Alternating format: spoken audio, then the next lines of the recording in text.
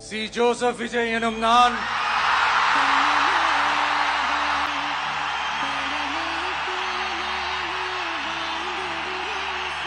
சட்டப்படி அமைக்கப்பெற்ற இந்திய அரசியல் அமைப்பின்பால் உண்மையான நம்பிக்கையும் மாறா பற்றும் கொண்டிருப்பேன் என்றும் இந்திய நாட்டின்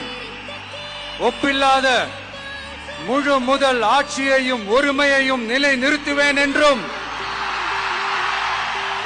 தமிழ்நாட்டு அரசின் முதலமைச்சராக